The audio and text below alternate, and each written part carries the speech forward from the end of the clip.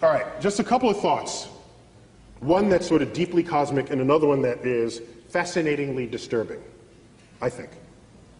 You'll be the judge of this. Consider a couple of fundamental facts that has been gleaned in the past 60 years.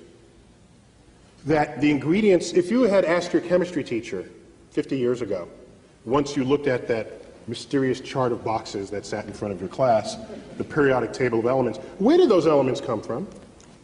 The chemistry teacher would actually not have an answer for you. They'll say, well, we dig them out of the earth. That's not where they come from.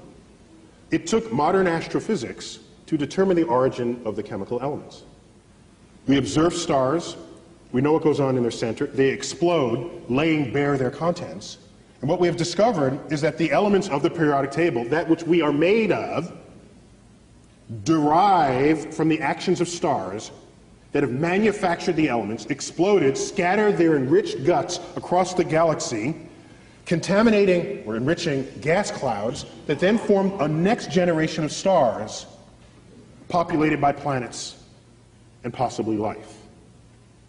And so, when you look at the ingredients of the universe, the number one ingredient is hydrogen. Next is helium. Next is carbon. Hydrogen, helium, oxygen, carbon, nitrogen. Those are the top ingredients in the universe. Now you say, well, okay, that's kind of cool. Well, and you look at Earth, because we like thinking of ourselves as special. We say, oh, we're special. Well, what are we made of? Well, what's the number one sort of molecule in the body? It's water. It's water. Well, what's water made of? H2O, hydrogen and oxygen. Hydrogen and oxygen. In fact, if you rank the elements in the human body, with the exception of helium, which is chemically inert, useless to you for any reason other than just to inhale it and sound like Mickey Mouse, you can't die from helium unless that's all you breathe. Number one in the human body is hydrogen. Matches the universe. Number two is oxygen. Matches the universe. Number three, carbon. Matches the universe. Number four, nitrogen. Matches the universe. And for each of us, the fifth element, other, is the same in both places. Okay? Other. So,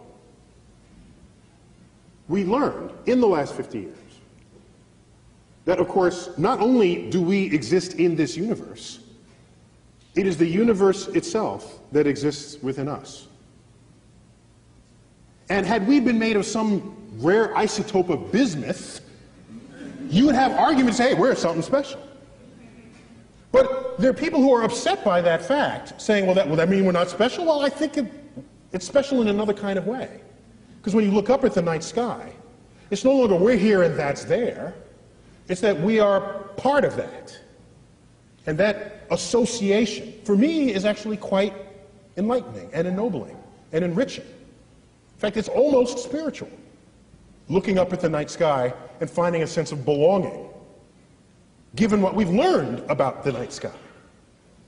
And so now we have ourselves. Now, are we alone in the universe? We're made of the most common ingredients there are. And our chemistry is based on carbon. Carbon is the most chemically active ingredient in the entire periodic table. If you were to find a chemistry on which to base something really complex called life, you would base it on carbon. Carbon is like the fourth most abundant ingredient in the universe. Isn't that rare? You can make more molecules out of carbon than you can all other kinds of molecules combined. So if we ask ourselves, are we alone in the universe? It would be, in spite of my diatribe about UFOs, I tell you in the same breath that it would be inexcusably egocentric to suggest that we are alone in the cosmos. The chemistry is too rich to declare that. The universe, too vast. There are more stars in the universe than grains of sand in all the beaches of the world.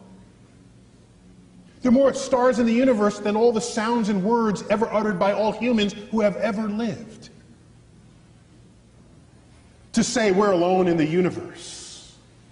No, we haven't found life outside of Earth yet. We're looking, haven't looked very far yet. Galaxies this big, we looked about that far. But we're looking. And how about life on Earth? How is it hard to form? Just because we don't know how to do it in the lab doesn't mean nature had problems. So it may be, given that information, that given the right ingredients, which are everywhere, life may be inevitable, an inevitable consequence of complex chemistry. If that's the case, we look around our own solar system, we look at Mars. All the evidence suggests that Mars was once a wet, fertile place, an oasis. There are dried riverbeds and floodplains and river deltas and meandering rivers. It's all bone dry now. Something bad happened on Mars. Some knobs got turned in its environment that left it the way it is right now. Some bad knobs got turned on Venus, too. Runaway greenhouse effect. You saw the clip on that. 900 degrees Fahrenheit on Venus. Some knobs got turned there, too. People say, why spend money up there when we spend it? Because up there we might learn about down here, okay? I don't want a runaway greenhouse effect here. Venus is the best example in the solar system of a planet gone bad. Let's learn about that first. So, it turns out we learned that asteroid impacts, when they hit, can cast rocks in their surrounding areas into space with escape velocity, so they never come back to the planet from which it was launched. If Mars was wet and fertile before Earth was, as all evidence suggests, and if Mars had life before Earth had life, it is possible for there to have been bacterial stowaways in the nooks and crannies of the rocks that were cast into space. There's some hardy bacteria that we already know exists on Earth. Survives extreme temperatures, pressures, freeze-dried, reconstituted, radiation. The hostile environment of space would be nothing to some of these bacteria. It may be that life on Earth was seeded by bacterial stowaways on rocks that were cast free from Mars. This is a plausible scenario that's called panspermia, the transference of life from one planet to the next. If that's the case, that makes all of us descendants of Martians. I want to alert you in advance. Now, let me give you a disturbing thought. A fascinatingly disturbing thought, and we'll leave you on that note.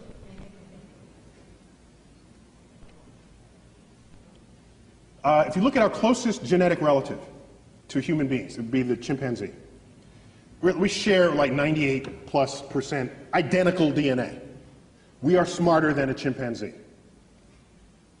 So let's invent a measure of intelligence that makes humans unique. Let's say intelligence is your ability to compose poetry, symphonies, do art, math, and science, let's say, okay? Let's make that as the arbitrary definition of intelligence for the moment. Chimps can't do any of that. Yet we share 98, 99% identical DNA, okay? The most brilliant chimp there ever was maybe can do a little bit of sign language. Well, our toddlers can do that. Toddlers. So here's what concerns me deeply. Deeply. Everything that we are that distinguishes us from chimps emerges from that 1% difference in DNA. It has to, because that's the difference.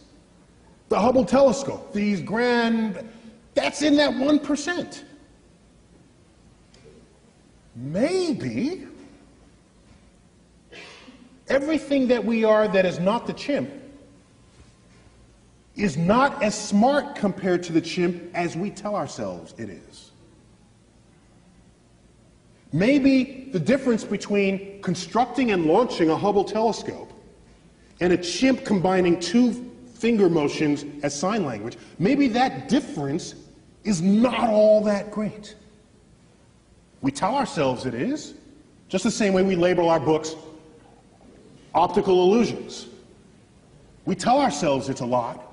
Maybe it's almost nothing. How would we decide that? Imagine another life form that's 1% different from us in the direction that we are different from the chimp. Think about that. We got 1% difference and we're building the Hubble telescope. Go another 1%. What are we to they? We would be drooling, blithering idiots in their presence. That's what we would be.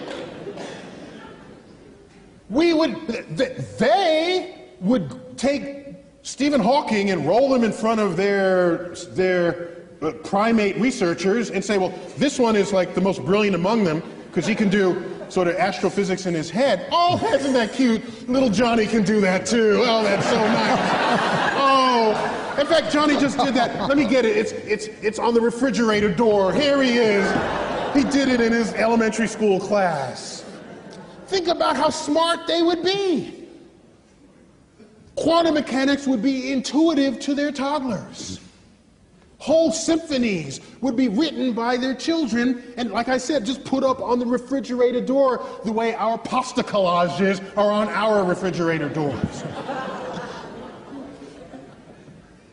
So the notion that we're going to find some intelligent life and have a conversation with it?